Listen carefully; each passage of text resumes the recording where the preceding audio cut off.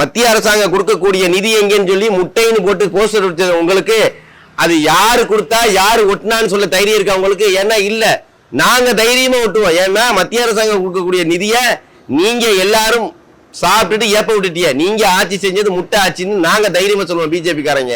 ஆனா உங்களால சொல்ல முடியுமா? சொல்ல முடியாது. ஒரு போஸ்டர் ஒட்டினா கூட அப்பன் பேர் தெரியாம ஆத்தா பேர் தெரியாத மாதிரி எந்த இதுவுமே தெரியாம போஸ்டர் ஒட்டிட்டு போயிருங்க. 2026 தேர்தல் களம் வந்துருச்சு. எல்லாரும் 5000 வாங்கியிருப்பீங்க, 2000 வாங்கியிருப்பீங்க, 1000 வாங்கியிருப்பீங்க. நமது முத்துவேல் கருணாநிதி மு.க. ஸ்டாலின் மகன் அவர்கள் காசை கொடுத்து ஓட்டு வாங்கலாம்னு நினைச்சு இந்த தேர்தலை சந்திக்க போறாரு. ஆனா இந்த தேர்தலை சந்திக்கிறதுக்கு முன்னாடி இந்த தமிழ்நாடே சட்டம் ஒழுங்கை பார்த்து சந்தி திரிச்சுக்கிட்டு இருக்கு. அதனால மக்கள்லாம் நீங்க என்ன செய்யணும்னா, இப்ப பாத்தீங்கன்னா முதல்வர் வந்து என்ன பண்ணிக்கிட்டு இருக்காருன்னு பாத்தீங்கன்னா, பள்ளிக்கூடம் படிக்கக்கூடிய பயலுகளை கூப்பிட்டு வச்சு ரீல்ஸ் போட்டுக்கிட்டு இருக்காரு.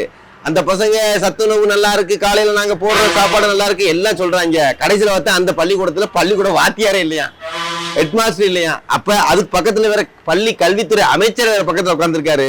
இன்னொரு வீடியோ பார்த்து காலை உணவு திட்டத்துல சாப்பிடுறத பூரா பிள்ளைய கொண்டாந்து வாளியில கோவத்துல கொட்டிக்கிட்டு போதுங்க. அப்ப பள்ளிக்கூட அமைச்சரோட பள்ளி கல்வித்துறை அமைச்சரோட லட்சமும் முட்டையா இருக்கு, நம்மளோட முதலமைச்சரோட செயலும் முட்டையா இருக்கு. இப்ப வந்து இந்த பள்ளிக்கூட படிக்கிற பையனை கூட்டியாந்து வச்சு ரீல்ஸ் போடுறாரு. ஆனா இன்னும் கொஞ்ச நாள் எழுதல் மசிவாரு. நீங்க மறுபடியும் இந்த 5 ஆண்டுல வந்து ஓட்டு போட்டு அவரை திருப்பி கொண்டு வந்தீங்கன்னா அவர் என்ன செய்வார் தெரியும்? ஏற்கனவே நாடு நாசமா போய் கிடக்கு. இப்ப மறுபடியும் அவரை நீங்க திருப்பி முதலமைச்சரா கொண்டு வந்தீங்கன்னா இந்த பாலியல் வன்கொடுமை செய்யறாங்கல்ல பயலு, அவங்கள 2 பேரை கூட்டிட்டு வந்து அவங்கள வச்சு ரீல்ஸ் போட்டுக்கிட்டு இருப்பாரு. ஏன்னா இந்த முதலமைச்சருக்கு மக்களை பத்தி எந்த ஒரு கவலையும் கிடையாது, மாணவர்களை பத்தி எந்த கவலையும் கிடையாது, நம்மளுடைய சமுதாயத்தில் வரக்கூடிய பிள்ளைகளை பத்தியும் எந்த கவலையும் கிடையாது. இன்னைக்கு பெண் பிள்ளைகளோட நிலைமை ரொம்ப மோசமா போயிட்டு இருக்கு. 2 வயசுல இருந்து 80 வயசு வரைக்கும் இருக்கக்கூடிய பெண்களுக்கு யாருக்குமே பாதுகாப்பு இல்லாத சூழ்நிலை நடந்துகிட்டு இருக்கு. கஞ்சா மாநிலமா ஆயிடுச்சு தமிழ்நாடு. முழுக்க முழுக்க கஞ்சாவால உருவாக்கப்பட்ட மாநிலம் ஆயிடுச்சு. எந்த பக்கம் போனாலும் எந்த நேரத்துல வேணாலும் கஞ்சா கிடைக்கும். அதே மாதிரி காலையில 12 மணில இருந்து 10 மணி வரைக்கும் சரக்கு வைப்பீங்கன்னு சொல்றாங்க எங்க ஊர்ல. ஆனா 24 மணி நேரம் சரக்கு கிடைக்குது. காலையில 5 மணிக்கு போனாலும் கிடைக்கும், நைட்டு 1 மணிக்கு போனாலும் சரக்கு கிடைக்கும். அப்ப இந்த கஞ்சாவாலையும் இந்த மது போதையினாலையும் இங்க இருக்கக்கூடிய மக்களை மடமையாக்கி இங்க இருக்கக்கூடிய இளைஞர்களை வந்து புத்தியே இல்லாமாக்கி இந்த திமுக அரசாங்கம், கேடுகட்ட அரசாங்கம், முத்துவேல் கருணாநிதியுடைய அரசாங்கம் மக்களை வந்து மலடாக்கிருச்சு.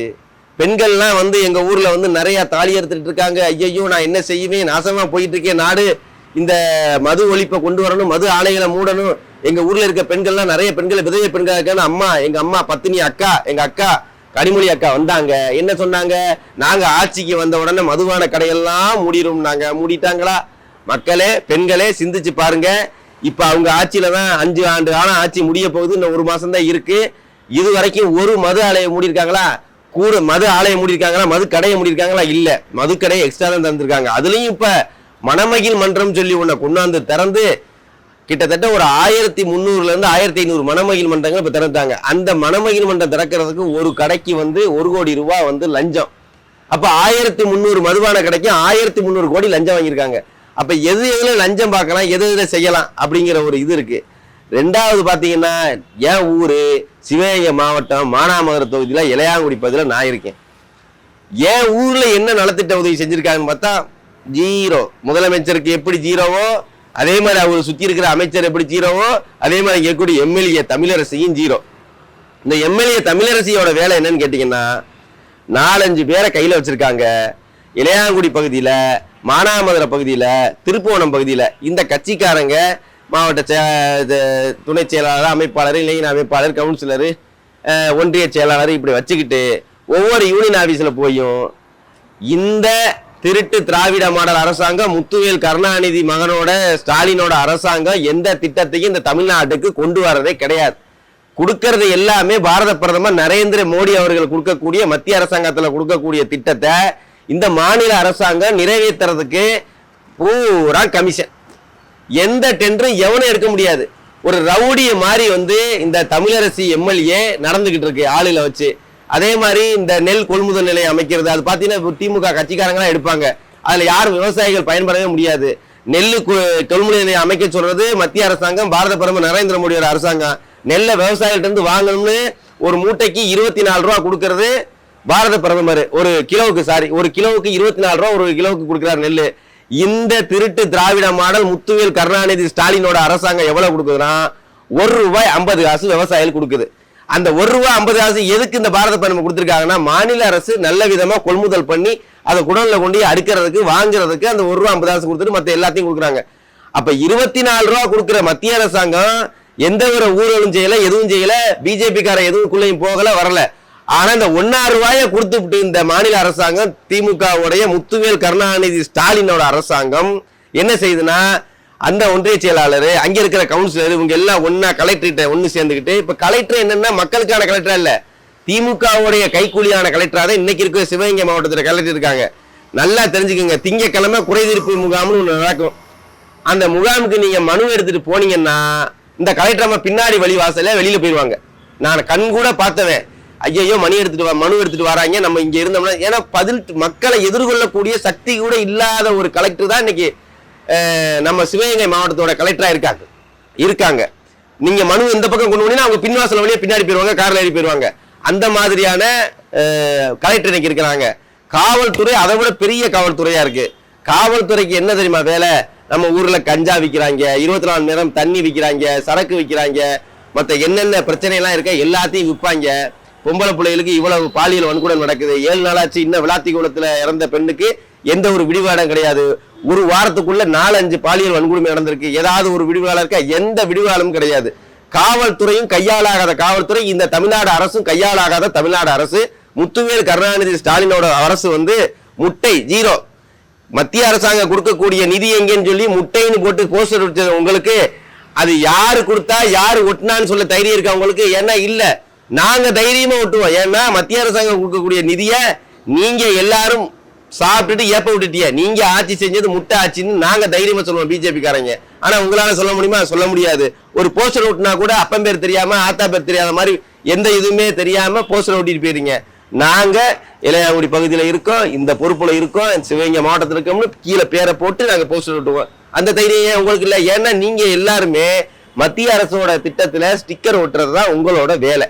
அப்படி இருக்கும்போது நீங்க எப்படி தன்னிச்சையா செயல்பட முடியும்? முதல்வர் மு.க. ஸ்டாலின் அவர்களே, 2026 தேர்தல் உங்களுக்கான தேர்தல் இல்ல, என்டிஏ கூட்டணிக்கான தேர்தல். என்டிஏ கூட்டணி யாராலையும் வீழ்த்த முடியாது. நீங்க என்னதான் அண்டா சட்டி கொடுத்தாலும், குண்டா சட்டி கொடுத்து குண்டு சட்டிக்குள்ள குதிரை ஓட்டினாலும் நடக்காது. இப்பவே செந்தில் பாலாஜி, நம்ம கரூர் ₹10 செந்தில் பாலாஜி என்ன பண்ணிட்டாருன்னா, பூரா மண்டபம் பூரா அண்டா வாங்கி அடிக்கிட்டாரு. ஏன்னா அதே மாதிரி நம்மளுடைய ராமநாதபுரத்துக்குடைய எம்பி நவாஸ்கனி, காதர் பாச்சா, அவங்க எல்லாம் பாத்தீங்கன்னா மண்டபமா அண்டா குண்டாவை அடுக்கி வச்சுட்டாங்க. நம்ம ராஜீவ் காந்தின்னு ஒருத்தர் இருக்காரு, திமுக இளைஞர் அணியில் அமைப்பாளர், அப்ப கொள்கை பரப்பு ஏதோ போட்டிருக்காங்க. அவர் மேல 35 பாலியல் குற்றச்சாட்டு வந்திருக்கு. அதுக்கு இந்த திமுக அரசாங்கத்தில் இருக்கக்கூடிய முத்துவேல் கருணாநிதியோட மகன் மு.க. ஸ்டாலின் என்ன செஞ்சீங்கன்னு தெரியல, அவருக்கு மேலும் போஸ்ட் கொடுத்து மென்மேலும் வளர அப்படின்னு சொல்லி நீங்க கொடுத்திருக்கீங்க. இந்த சிவகங்கை மாவட்டத்தினுடைய மாவட்ட செயலாளர் இருக்காரு ஐயா பெரியகருப்பன் அவர்கள், அவங்க இந்த சிவகங்கை மாவட்டத்தில் என்ன நலத்திட்டம் செஞ்சிருக்காங்க? அந்த திருப்பத்தூர் பகுதியில ஒரு நல்ல ஆஸ்பத்திரி கூட இல்லாம ஆக்சிடென்ட் ஆகி தூக்கிட்டு போனா நீங்க மதுரைக்கு தூக்கிட்டு போங்கன்னு சொல்றாங்க. இத்தனை வருஷமா தொடர்ந்து அமைச்சரா இருக்கக்கூடிய ஐயா அவர்கள் இதுவரைக்கும் அந்த திருப்பத்தூர் தொகுதிக்கு என்ன செஞ்சிருக்காரு?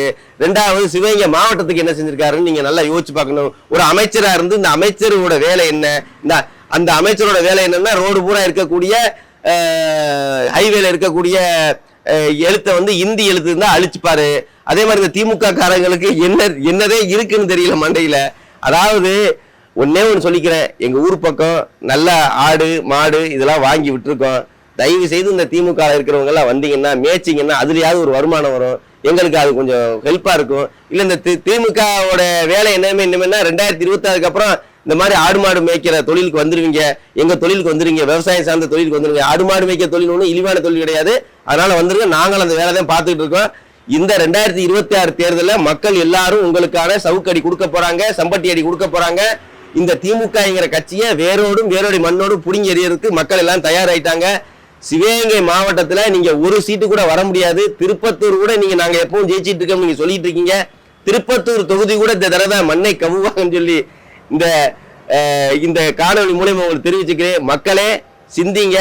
நம்ம வீட்டுல எனக்கு ஒரு பொம்பளை பிள்ளை இருக்கு, உங்க வீட்டுல எத்தனையோ பெட்ரோல் இருக்கீங்க, பெற்றோர்கள் எல்லாரும் பொம்பளை பிள்ளைய பெற்று வச்சிருக்கோம். நிம்மதியா ஒரு 2 வயசு பிள்ளை பள்ளிக்கூடத்துக்கு போக முடியல, 10வது படிக்கிற பிள்ளை பள்ளிக்கூடத்துக்கு போயிட்டு திரும்ப முடியல, காலேஜுக்கு போற புள்ள போயிட்டு நிம்மதியை திரும்ப முடியல, பெற்றோர்கள் வயிற்றுல நெருப்ப கட்டிட்டு இருக்க மாதிரி இருக்கு.